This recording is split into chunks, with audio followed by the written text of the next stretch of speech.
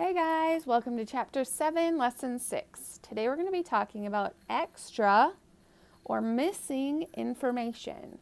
So sometimes when we read a word problem, there might be information in there that we don't need because it's trying to distract us.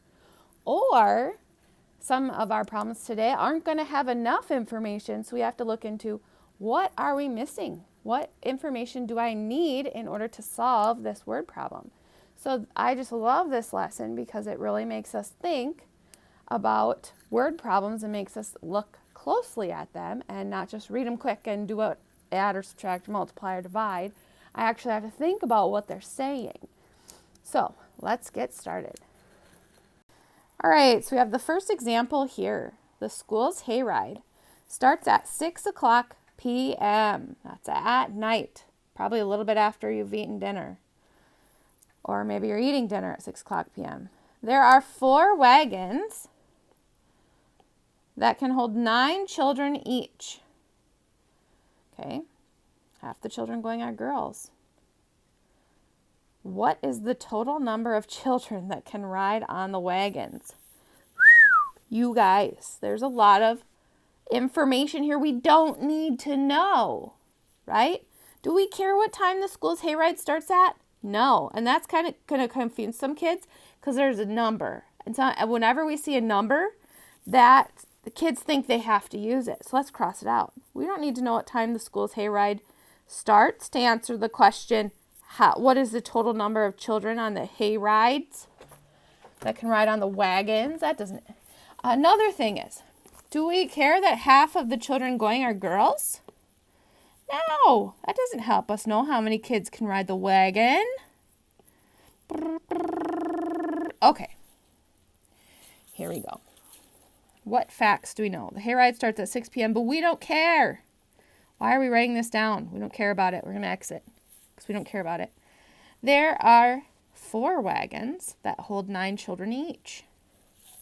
And half the children are girls. Exit out. We don't care that they're girls. Right? We just need to know how many kids can get on there. It doesn't say how many girls can get on there. What do we need to find? The number of children. Not girls, not boys. Children that can ride on the 4 wagons. So our plan is we need to decide what facts are important. We already know. We already know.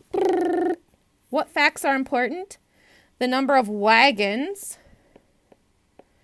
and the number of children each wagon holds. That's what we care about, right? We don't care about any other information. It's there to distract you and to make you try to convince you you need to use it. So anyways, we need to do 4 times 9.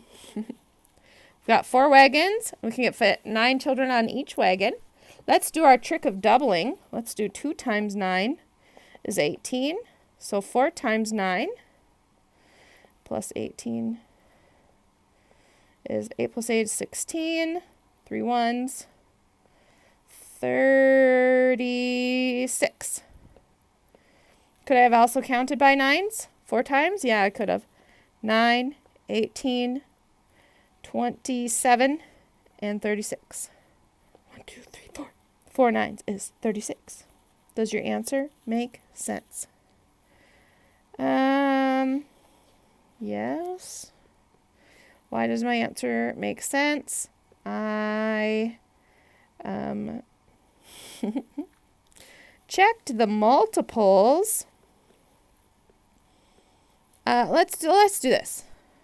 Sorry if you were writing that down. Here's what I think we should do. I solved the problem 2 ways. And got the same answer both ways. We don't need to write all that. But we're just saying we solved a problem 2 ways. We did multiples of 9, and we doubled it. We doubled 2 times 9 to get 4 times 9. So we did it 2 ways. We know what makes sense. All right, here we go. An animal shelter has 23 cats and 14 dogs. Okay. How much would it cost to adopt 1 cat and 1 dog? Tell what facts are extra or missing. So we do have this information over here. 1 cat is $35. How much would it cost to adopt one cat and one dog? Okay, and then the cost of a dog. So tell which facts are extra or missing, and we need to solve too. It doesn't say solve, but we do need to solve. What facts do we know? 23 cats. We know there are 14 dogs. And we know a dog is $40. And we know a cat is $35. Okay, what do we need to find? Cost to adopt one cat and one dog. Our plan. Okay, do we need to know how many cats are at the place? No. Do we know how many dogs are there? No. What do we need to know? Cost of a cat, cost of a dog. So our plan is we are going to add the dog cost plus cat cost. Cass. No, not Cass. Cat cost. It's our plan. We just need to add them together. $35 plus $40 because we just want to adopt one cat and one dog. 5 plus 0, 5. 3 plus 4 is 7. How much does it cost? $75. Okay, does your answer make sense? Yes, it does. Because if I take, let's just for fun, 75 minus 40 is 35. Yes, it does make sense. Why? Because I showed my inverse operations right there. Okay. Let's take a look at this one. It says determine if there's extra information. We're looking at page 402. Or missing information to solve each problem. Then solve if possible. Brandy ate 9 corn chips for a snack. She ate twice as many raisins.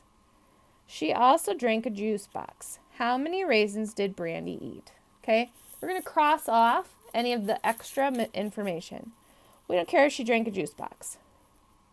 What do I need to know? She ate 9 corn chips and she ate twice, which means multiply by 2, as many raisins. And we want to know how many raisins did she eat.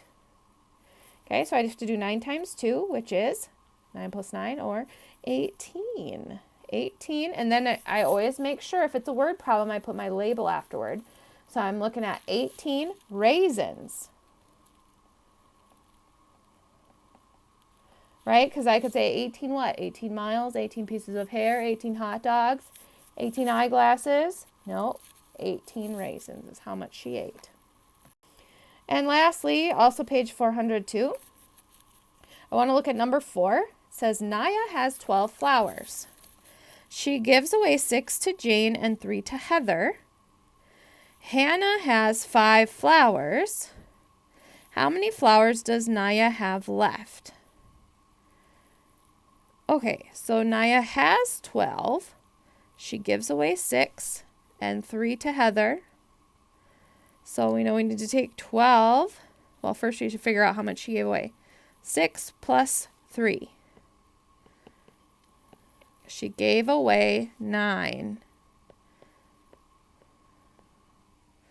Okay, so if I subtract 9, I know that she has 3 left.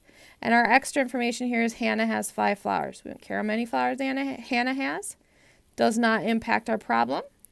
So we would just say Naya has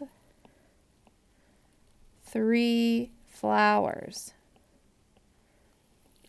Now, you guys, when I picked this problem, I thought I must have read it too quick. Because I was trying to find one that has missing information that we can't answer.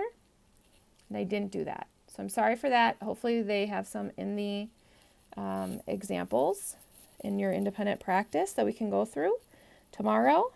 But make sure if you have any questions, You let me know, or you could always come to office hours if you need help too. We'll talk to you later. Bye.